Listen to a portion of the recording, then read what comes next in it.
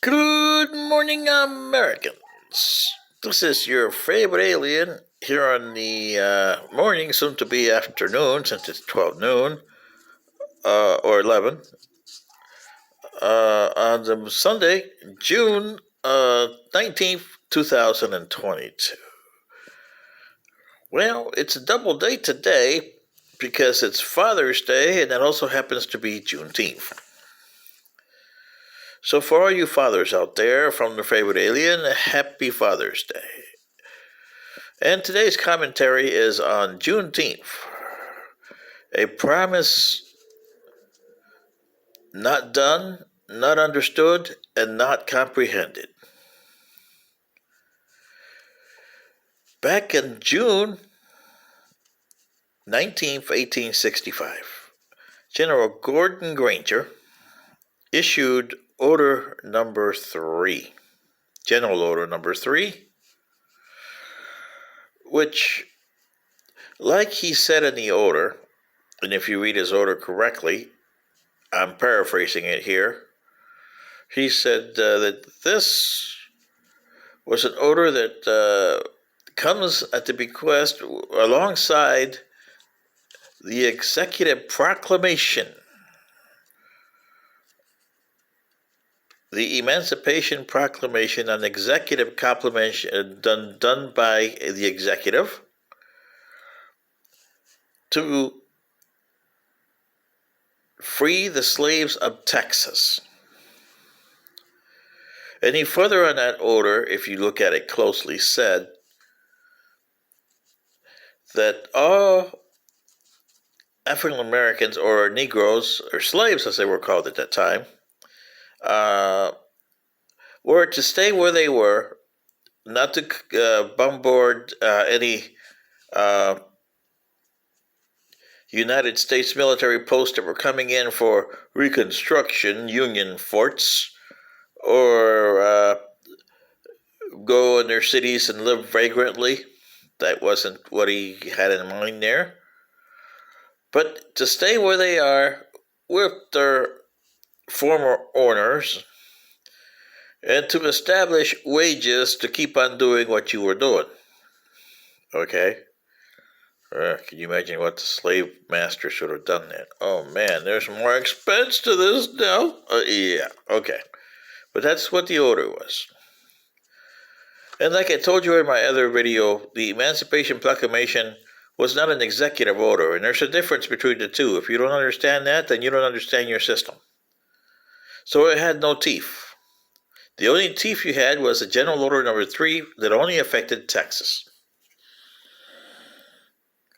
Congress had to politically do something to save their necks because they were in trouble here. Abraham Lincoln had been assassinated. Andrew Johnson was a disaster as president. So they left it up to the radical Republicans. And they had one agenda: stick it to the South. Because of all the losses they created in the North. They forget about the losses that the South created for themselves in the South. 258,000 Southerners dead. Sure, you had 360 Union soldiers dead too, 360,000. But the proclamation of Juneteenth was proclaimed, New York City. I mean, the New York Times did a article on that. So I got to the East. But it was paid little lip service.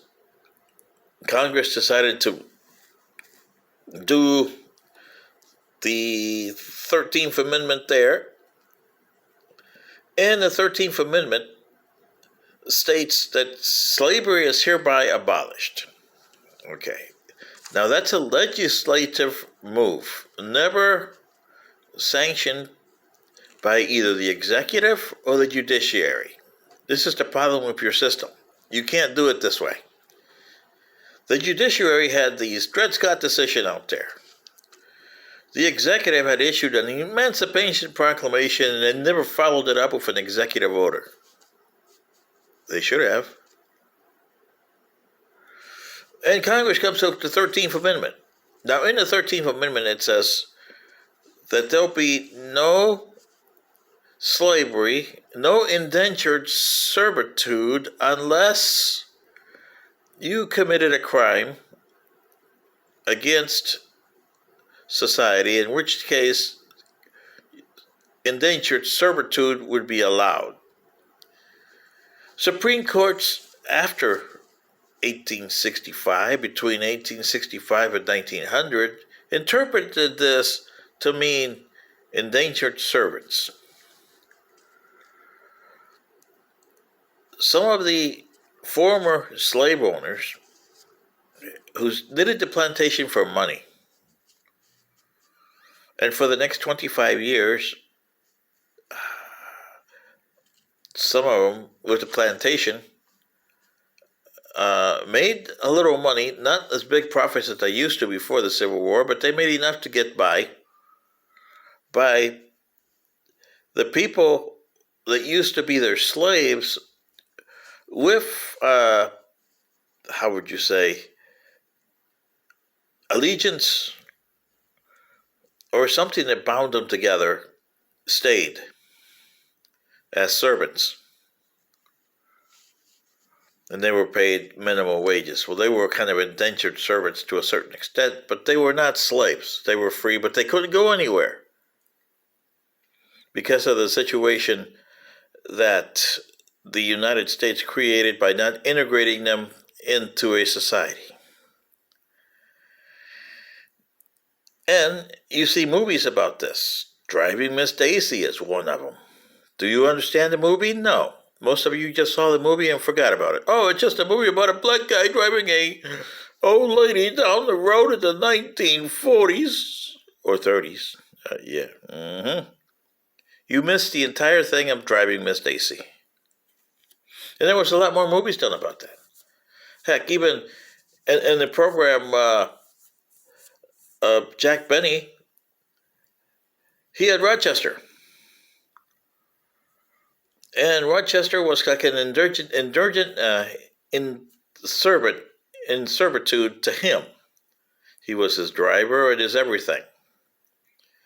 And like Mr. Rochester told Mr. Benny, "Oh, you did it for this reason, Rochester?" "Oh, no, sir, I did it because you're cheap."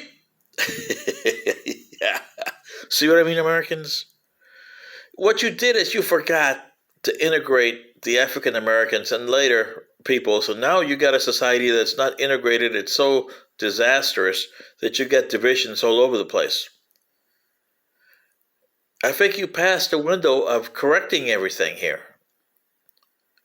You could have corrected it in 1865. It would have taken you decades to do that.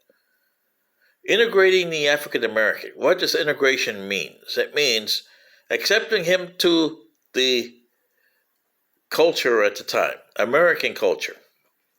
And African Americans, you did not want to be integrated because you said even today, for the African Americans that do try to integrate, you call them, "You're too much white." See what I mean? Both sides are guilty of this. Both sides didn't want integration. And both sides paid the price for it. The question is, in 2022, do all sides, Latins, African Americans, Asian Americans, Redhead Americans, or Arab Americans, as you say, white Americans, which there's distinct Irish, Polish, which you still have there. Some of them have integrated and forgot their backgrounds. Others, no. What do you do? Is there some hand that you're going to see? You don't see a Polish guy there. You don't see a black there. You don't see a Arab there. And you definitely don't see a Chinese Asian there. Japanese, Chinese, Vietnamese, whatever you want to call them, Asians. You don't see them. Do you want to see one race, an American culture / human? Because you can see that you look Asian, Am I going to mention your slanted eyes? No, you're human. You're just from. Your ancestors were from Asia. African? Well, supposedly your ancestors were from Africa. Latin? Well, you come from Central Latino America. Yeah, as they call it.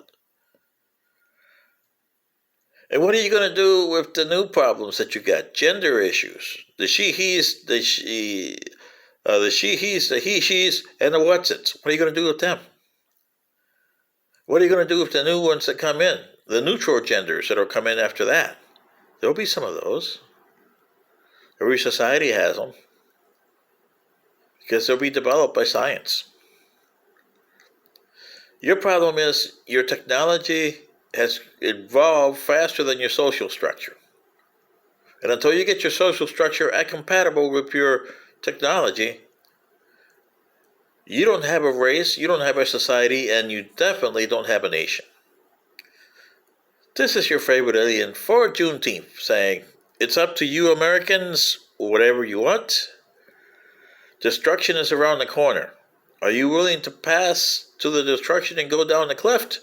Or are you willing to put the brakes on your car before you get to the edge of the cliff? You're driving. It's your decision. Good day.